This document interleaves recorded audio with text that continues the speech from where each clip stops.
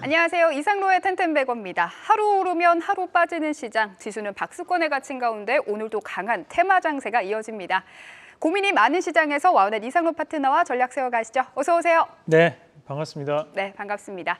오늘도 달렸던 테마가 또 달리는 시장입니다. 그중에서도 가장 강한 테마는 바로 폐렴 관련주인데요. 점점 관련주들의 개수가 더 넓어지는 것 같아요.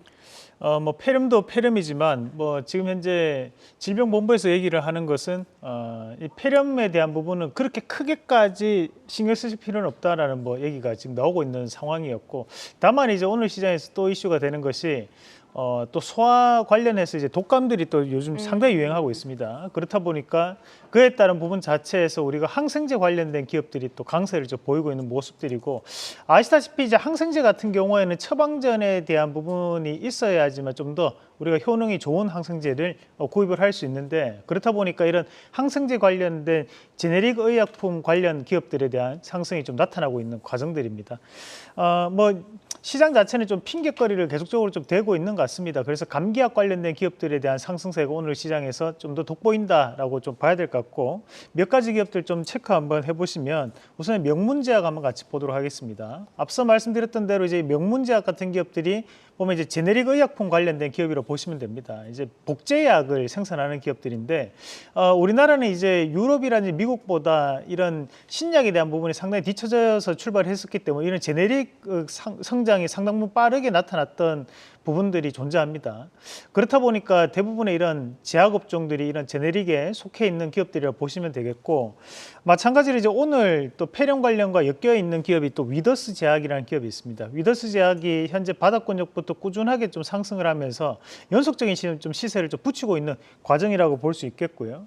그리고 이제 오늘 시장에서 조금 빠져 있지만 우리가 한국파마를 12월 5일 날 여러분들께 말씀드리고 난 다음 날 당일날 상한가를 가고 그 다음 날 또다시 한번 급등이 나오고 오늘은 조금 쉬어가는 모습들이 나타나는데, 보시면 아시겠지만 이제 장기평에 대한 지지를 밟고 있는 형국이기 때문에 폐렴이라든지 독감 관련된 부분이 쉽게 꺼질 것 같지는 않습니다. 추운 겨울이다 보니까 좀 더 확산되지 않기를 바라지만, 대신에 이제 주가적인 부분 자체에서는 움직임이 좀 더 추가적인 상승이 가능할 것이라는 부분으로 말씀을 드리겠고, 오늘 한 가지 기업을 좀 소개를 한번 해드린다면 동화약품 한번 같이 보도록 하겠습니다. 이 동화약품이 바닥권역에서 강하게 오늘 치고 올라가는 모습들인데, 이 동화약품이 사실 그 천식 치료제 이상까지 지금 현재 진행을 하고 있는 기업입니다.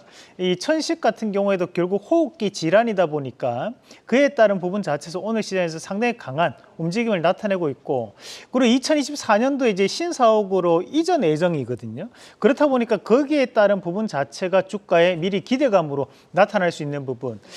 그리고 이제 아시는 분들 아시겠지만 이 1897년도에 동화약품으로 처음에 출발했던 기업이 이제 동화약품이다 보니까 이 동화약품이 사실 이제 종목 코드 번호가 20번입니다. 그러니까 우리나라에 지금 가장 빠른 종목입니다.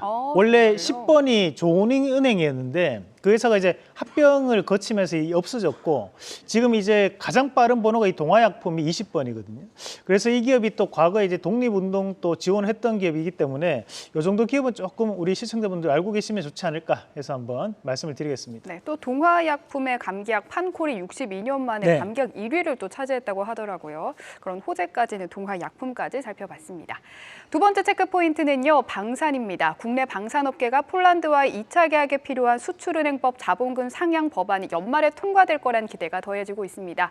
방산주 오늘 오전에는 좀 강세였는데 오후에는 조금 빠지고 있네요. 그래도 어떻게 보면 좋을까요? 네, LG 넥스원만이 유일하게 좋은 모습을 보이고 있고, 하나에어로스페이스라든지 현대로템이 조금은 음봉으로 전환하는 모습들인데, 사실 이제 LG 넥스원 같은 경우는 현재 이슈가 될 수 있는 것이 최근에 이제 포탄에 대한 수출액이 계속적으로 나오고 있는 상황들이고, 우리가 이제 우회적인 부분으로 인해 지원을 했다고 하지만 얼마 전에 이제 유럽에서 나왔던 뉴스가 지금 유럽 내에 있는 포탄들보다 한국에 있는 포탄들이 훨씬 더 많다라는 얘기가 나왔던 부분이 있다 보니까 이런 LG 넥슨은 오늘도 강세를 좀 보이고 있는 것 같습니다.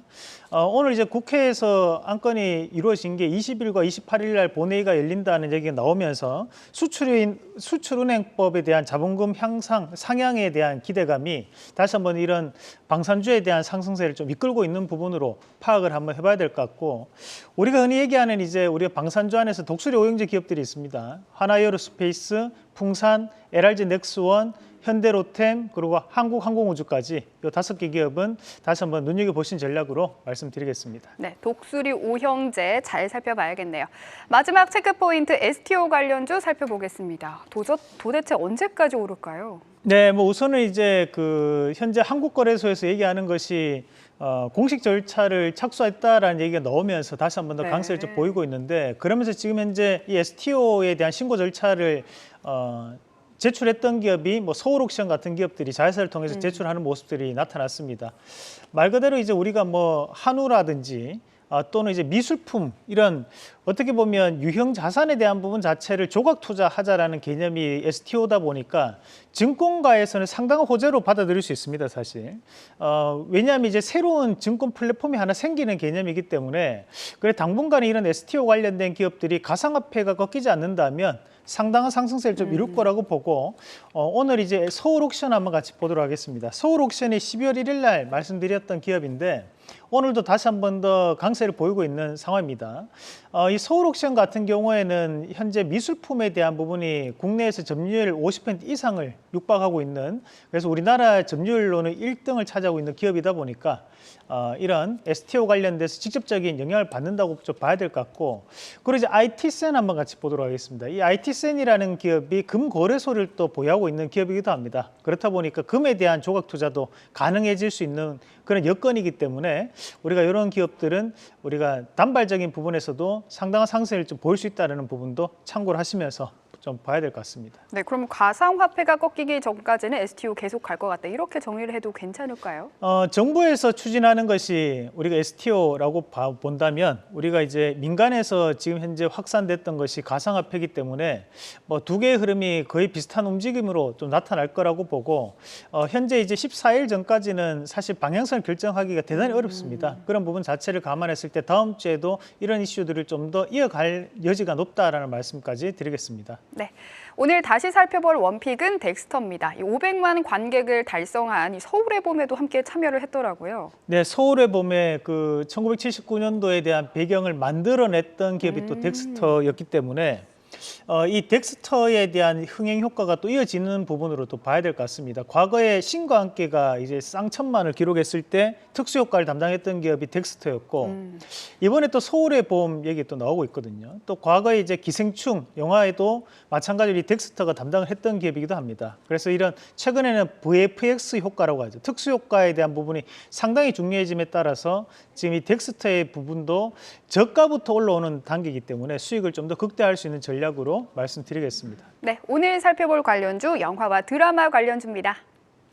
네, 뭐 우선은 이제 최근에 다시 한번 컨텐츠에 대한 재평가가 나타난다 보고, 또 낙폭과대 종목군들 순환매가 빠르게 돌고 있습니다. 현재 드라마 제작사들도 상당한 바닥권력이 있기 때문에 한번 같이 보신다면, 우선은 이제 우리가 이제 A-스토리 같은 경우는 지리산 예전에 드라마 한번 제작했다가 그때 흥행이 실패를 했습니다. 그러고 난 다음에 주가 계속적으로 빠져서 지금 현재는 낙폭과대를 좀 봐야 될 것 같고, 사마네트웍스도 최근에 드라마 한번 실패를 했습니다. 이런 것도 한번 바뀔 수 있는 과정들, 그리고 이제 펜 엔터테인먼트, 그리고 키스트, 뭐 지금 우리가 스튜디오 드래곤 이런 것도 워낙 유명한 회사들이죠. 다시 한번 좀 체크를 한번 해보시면 좋을 것 같고, 바른소는 또 STO와 엮여 있습니다. 자, 다음 그림도 한번 같이 보겠습니다. 특수효과 관련된 기업들이 요 세 가지 기업들을 좀 눈여겨보시면 좋을 것 같고요. 그리고 투자 및 배급사, 최근에 영화에 대한 연말 관객들이 또 늘어나고 있는 시점이기 때문에 이런 업체들도 한번 눈여겨보자는 말씀까지 드리겠습니다. 네, 원픽도 공개해 주시죠. 뭐 이 중에서 우리가 이제 키스트라는 기업 말씀을 드리겠습니다. 이 키스트가 별들에게 물어봐라는 그 유명한 그 남자 연예인인데, 제가 저희 집에 TV가 없거든요. 그래서 제가 확실하게 그 성함이 기억나지 않는데, 이 별들에게 물어봐가 지금 현재 후반 작업 중이기 때문에 내년에 방영 예정이기 때문에 그에 따른 기대감이 좀 있다고 봐야 될 것 같고, 자회사가 이제 스튜디오 플로우라는 업체가 있습니다. 근데 그 스튜디오 플로우의 또 자회사가 호두앤 픽처스라는 업체가 보면 이제 우리가 영화 관련된 김혜수 씨라든지 또는 이성민 씨가 소속돼 있는 소속사가 또 호두앤픽처스거든요. 그래서 그에 따른 부분에서 키스트가 좀 재평가를 받지 않을까 말씀드리면서 1차적인 목표가는 8,100원, 그리고 손절가는 6,800원 제시해 드리겠습니다. 네, 오늘의 원픽은 키스트입니다. 오늘 말씀 고맙습니다.